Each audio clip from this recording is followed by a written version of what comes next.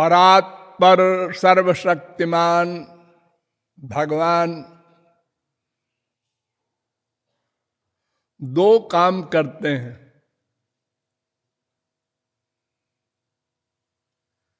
एक तो करते हैं न्याय और दूसरा काम करते हैं कृपा।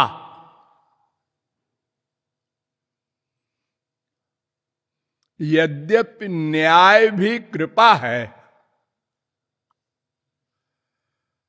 फिर भी दो शब्द बोले जाते हैं।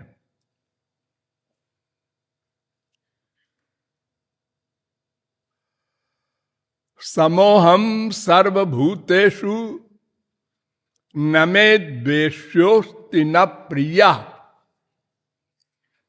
मैं समदर्शी हूं, मेरा कोई शत्रु नहीं, मेरा कोई मित्र नहीं। यानी मेरा कोई कुछ बिगाड़ नहीं सकता, इसलिए शत्रु नहीं, और मुझे किसी से कुछ चाहिए नहीं, इसलिए मेरा कोई मित्र नहीं। ये शत्रु और मित्र संसार में जो हम लोग बनाते हैं, ये दो पर्पस है उसका। जो हमारा नुकसान करता है वो हमारा शत्रु बन जाता है, और जो हमारा हितैषी होता है, हमारा काम कर दे, वो हमारा मित्र हो जाता है, उससे हम प्यार करते हैं। लेकिन भगवान को न तो किसी से कुछ चाहिए और न कोई भगवान का नुकसान कर सकता। और तो सर्वद्रष्टा, सर्वनियंता, सर्वसाक्षी, सर्वश्रुत, सर्वसमर्थ, उसके बराबर ही नहीं कोई। उससे बड़ा कोई हो तब तो नुकसान करे। अरे उसको देखना, उसको जानना ही असंभव है, नुकसान करना तो बाद की बात है। तो भगवान कहते हैं, अर्जुन, न मेरा कोई शत्रु है, न मेरा कोई मित्र है, इसलिए मैं जीवों के कर्मों को नोट कर जजमेंट दे देता हूं, फल दे देता हूं। गीता 8वें अध्याय का 22वां श्लोक।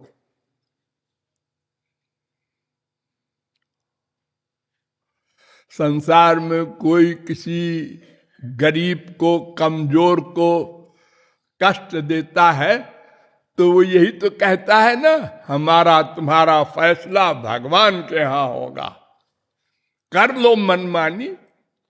तुम बड़े हो, पैसे वाले हो, पावर वाले हो। तो एक काम तो भगवान ये करते हैं कि न्याय, उसका परिणाम क्या? हम लोगों को जेल में डाल देते हैं। हम लोग अपराधी हैं ना। एक अपराध है बस हमारा, क्या? हमने अपने आप को भुला दिया, अपना स्वरूप भुला दिया। ये मूर्खता किया, अज्ञानता।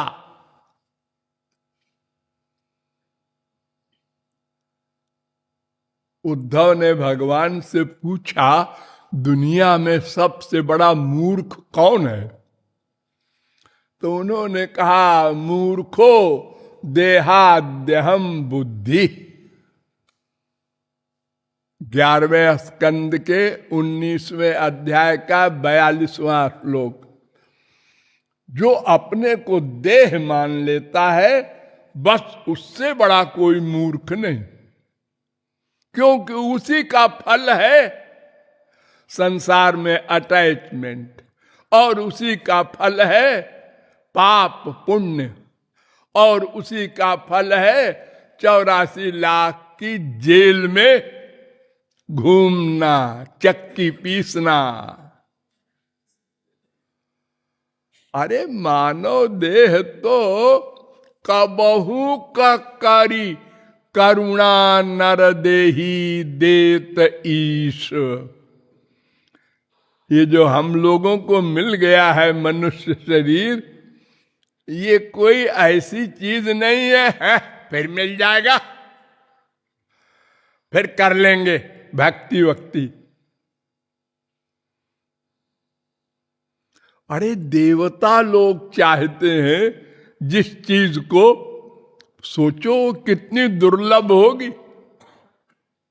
सुरैरपि वांछितम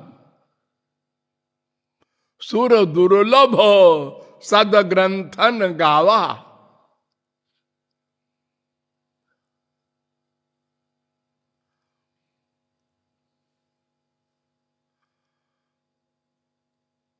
तो हमारी सबसे बड़ी मूर्खता यही है कि हमने अपने को देह मान लिया, और फिर देह में भी और आगे बढ़ गए। हम पुरुष हैं, तुम स्त्री हो, हम ब्राह्मण हैं, तुम वैश्य हो, हम पंजाबी हैं, तू बंगाली है। बंगाली बड़े बदमाश होते हैं। बंगाली कहता है पंजाबी बड़े मक्कार होते हैं। लड़ रहे। अरे काहे के बंगाली पंजाबी हो भाई? जहां जो रहा या पैदा हुआ या उसके पुरखे, वो हो गया पंजाबी और बंगाली। अरे 1000 बार तुम बंगाल में पैदा हुए, 1000 बार तुम मद्रास में पैदा हुए, और अनंत बार तुम स्त्री बने, अनंत बार तुम पुरुष बने, अनंत बार तुम कुत्ते बिल्ली गधे बने। ये तो शरीर है, तुम कौन हो अजी सोचने का समय ही नहीं है। क्यों? इसलिए कि हम सबसे बड़े मूर्ख हैं। जो सबसे बड़ा मूर्ख है वो भला क्यों सोचेगा समझदारी की बात?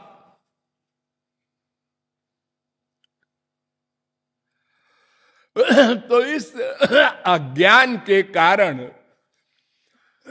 हम लोग भगवान की ये 84 लाख प्रकार के शरीरों की जेल, माया का जगत घूम रहे। और ये भी आप लोग समझ लें, जैसे आपको ये गंदा शरीर बड़ा प्यारा है,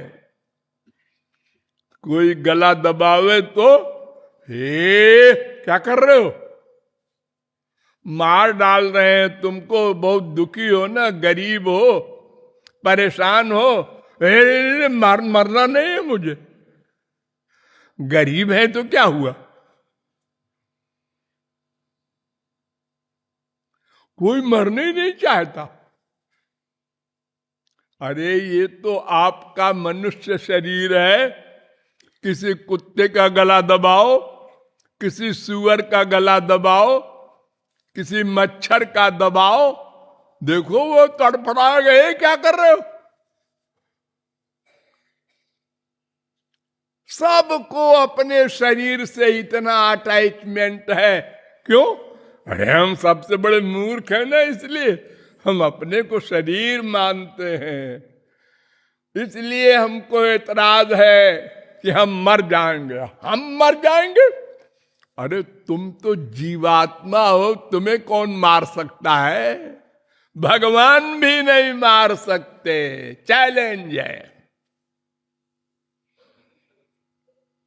नैनम छिन्दन्ति शस्त्राणि नैनम दहति पावका न चैनम क्लेदयन्त्यापो न शोषयति मारुतः अच्छेद्यो य मदाह्यो य मक्लेद्यो शोष्य एवच नित्या सर्वगता स्थाणु रचलोयम सनातना। ये आत्मा, इसको न कोई हथियार काट सकता है, न आग जला सकती है, कोई पावर इसका नाश नहीं कर सकती। भगवान चक्र चला दे और क्या है उनके पास, क्या होगा? मेरा शरीर समाप्त हो जाएगा, मैं नहीं समाप्त हो सकता, उनके लोक में जाऊंगा। अगर वो चक्र चला दे तो बिना भक्ति के काम बन जाए। जिसको जिसको भगवान ने मारा वे राक्षस सब भगवान के लोक में चले गए।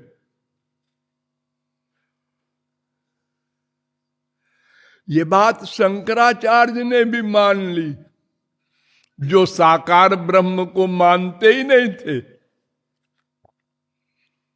शंकराचार्य ने कहा लौह शलाका निबहाई, लौह शलाका निबहाई स्पर्शास्मनि भिद्यमाने पि स्वर्णत्वमेति लौहम द्वेषादपि विद्विषाम तथा प्राप्ति।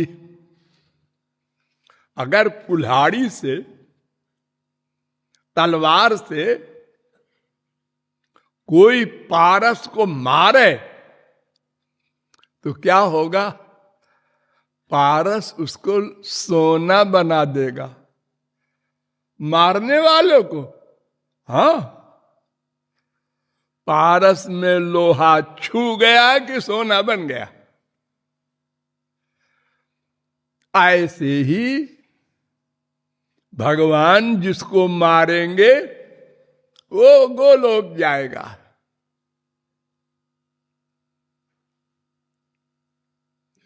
इसीलिए तो रावण ने कहा था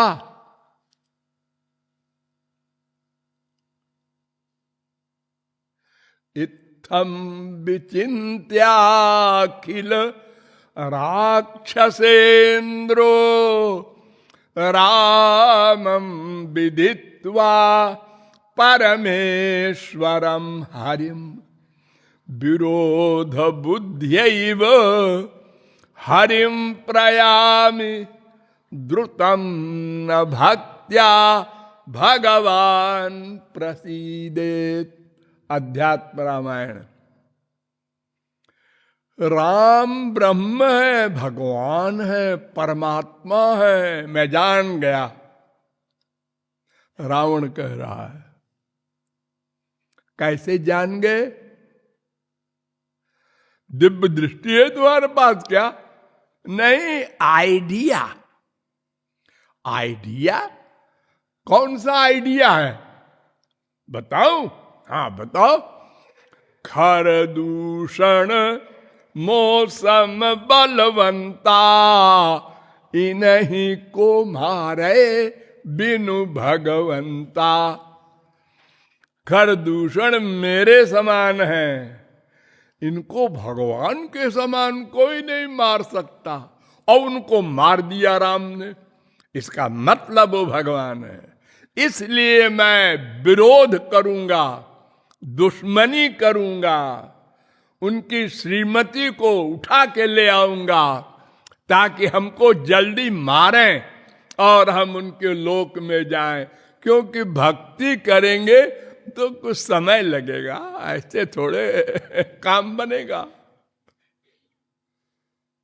हाँ? तो शुद्ध वस्तु का मिलन हो जाए, जैसे भी हो जाए। जब सुखदेव परमहंस ने कहा परीक्षित से कि तमेव परमात्मानं जार बुद्ध्यापि संगता परमात्मा श्री कृष्ण के प्रति काम भाव से गोपियां शरण में गईं, प्यार किया। जैसे संसार में कैरेक्टरलेस लड़कियां किसी लड़के से प्यार कर ले चोरी चोरी, जिसको संसार में व्यभिचार कहते हैं, ऐसे विवाहित स्त्रियों ने भी और कन्याओं ने भी, दोनों ने वही किया। तो परीक्षित का माथा ठनका। उन्होंने कहा ये तो पाप है, और उनको गोलोक मिल गया।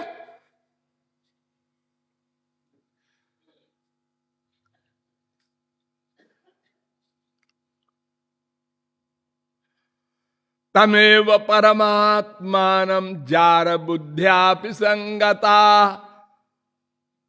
जहुर्गुणमयम देहम सद्य प्रक्षीण बंधना। 10वें स्कंद के 29वें अध्याय का 11वां श्लोक। तो परीक्षित ने कहा, गुरुजी मुझे एक शंका है। तो मुस्कुराए सुखदेव परमहंस की, राजा है ना, समझ गए। बोल बोल क्या है? कृष्णम विदु परम कांतम न तु ब्रह्मतया मुने गुण प्रबाहो परमस् तासाम गुण धियाम कथम। गोपियों ने श्री कृष्ण को भगवान नहीं जाना, आप कह रहे? हाँ हाँ हम ही कह रहे हैं, ठीक कह रहे हैं। तो वो तो 3 गुण के अंतर्गत है, काम क्रोध लोभ मोह सब। ये तो माया के विकार हैं, उनको कैसे गोलोक मिल गया?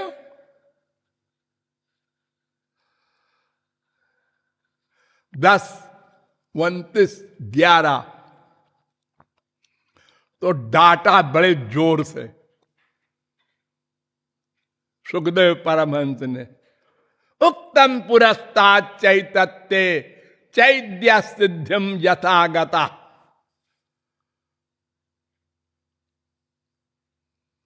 अभी अभी तुझको हमने कहा था ना कि शिशुपाल को गोलोक मिला। क्यों मिला? उसका मन दुश्मनी से भगवान में मिल गया। जैसे कुल्हाड़ी का वो लोहा पारस से मिल गया, ऐसे उसका मन दुश्मनी से भगवान में एक हो गया।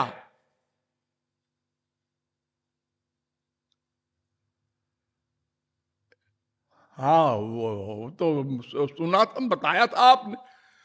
तो फिर जब दुश्मनी से एक होने वाले को गोलोक मिल गया, तो ये तो अनुकूल भाव से गोपियों ने प्रियतम मान के प्यार किया, इनको गोलोक क्यों न मिले? ये तो ठाकुर जी को मारने नहीं गई थी, देने गई थी। मन शरीर प्राण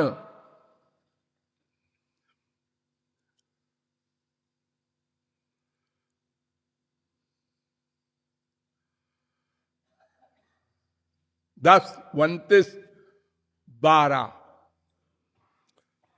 हा हा अच्छा सुन, अब की आखिरी बता रहा हूं। अब इसके बाद प्रश्न किया तो मैं भागवत नहीं सुनाऊंगा।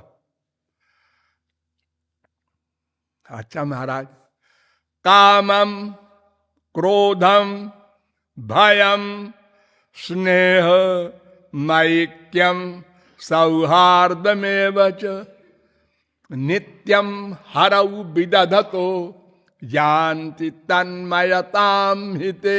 10 29 15। काम भाव से, क्रोध भाव से, भय से, कंस भय से मन को एक कर दिया श्री कृष्ण में, भय से। कैसे?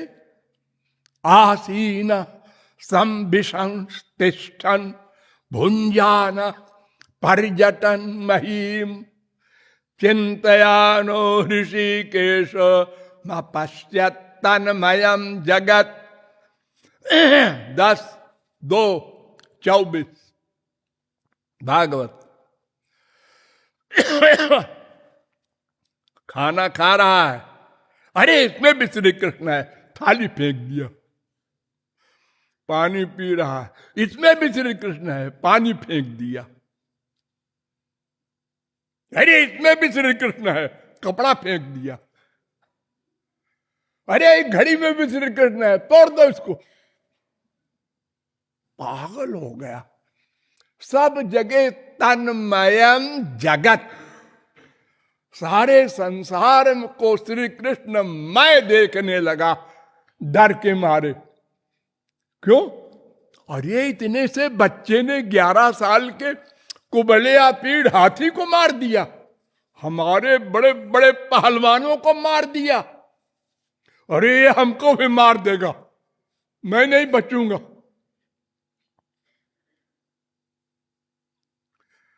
तो कामम, क्रोधम, भयम और स्नेहम, और फिर प्रेम से मिल जाए तो ठीक ही है।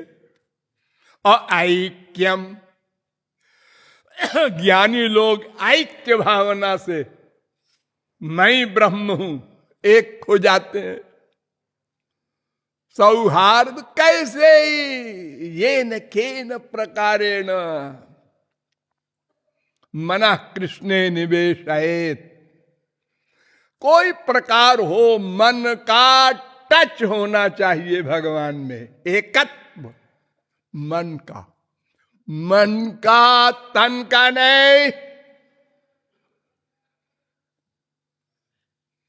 मन का, तन का भी हो जाए, लेकिन मन का जरूर हो। चाहे तन, मन, धन, प्राण सबका, और चाहे केवल मन का हो जाए। मेन मन है।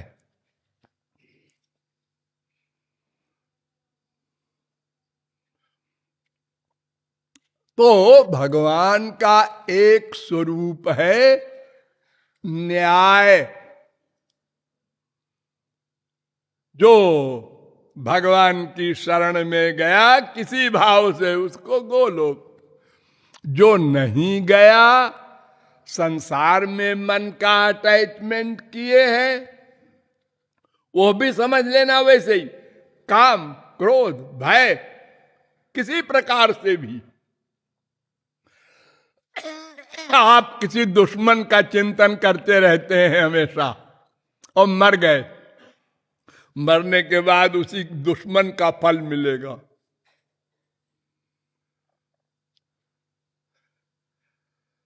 जहां आपके मन का अटैचमेंट होगा, किसी भाव से हो, मरने के बाद उसी का फल मिलेगा।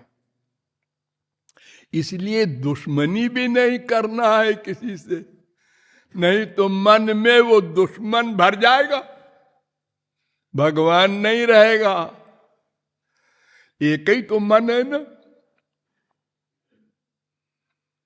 जैसे प्रेम से किसी प्रेमी को मन में डालते हो, ऐसे दुश्मनी से दुश्मन भी आता है मन में।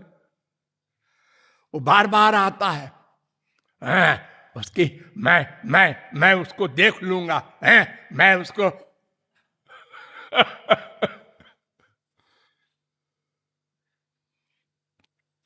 तो ऐसा भगवान का एक स्वरूप है जो न्याय करता है। तो न्याय करके तो कभी भी किसी जीव का उद्धार हो ही नहीं सकता। क्यों? एक तो अनंत जन्म के हमारे पाप कर्म हैं, स्टॉक, उसको कहते हैं संचित कर्म। वो अनंत है, अनंत। यानी अनंत काल तक भोगे जाए तो भी अनंत बचेंगे। अगर आज से हम कोई कर्म न करें, अच्छा बुरा, खाली फल भोगें, तो भी अंत न होगा। और फिर कर्म तो प्रतिक्षण करना पड़ता है, ना करें ये हो ही नहीं सकता। तो पिछले अनंत, वर्तमान के, भविष्य के, तो न्याय करते जाओ महाराज, हमको 84 लाख में घुमाते जाओ। न तुम हारोगे न मैं। और जिसने वो मूर्खता मैं देह हूं हटा दी, मैं आत्मा हूं, भगवान का हूं, वो मेरे हैं, बस इतना सा ज्ञान। मैं आत्मा हूं और मेरा अंशी, मेरा पिता, मेरा प्रियतम, मेरा सब कुछ श्री कृष्ण है। जिसने ये डिसीजन पक्का कर लिया और उनमें मन लगा दिया,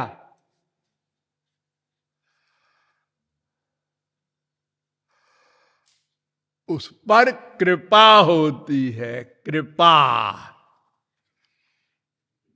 तो ये भिखारी भी राधा रानी से कहता है, न्याय करके आप पार नहीं पाएंगी और हम भी नहीं पार पाएंगे, इसलिए कृपा करके हमारे पूर्व जन्म के कर्मों को माफ कर दीजिए, आगे भी हम ना करें ऐसी बुद्धि कर दीजिए। ये कृपा करने से होगा। तो ऐसा जो ठीक ठीक याचना कर लेता है, उस पर वे कृपा कर देते हैं और जीव का कल्याण हो जाता है।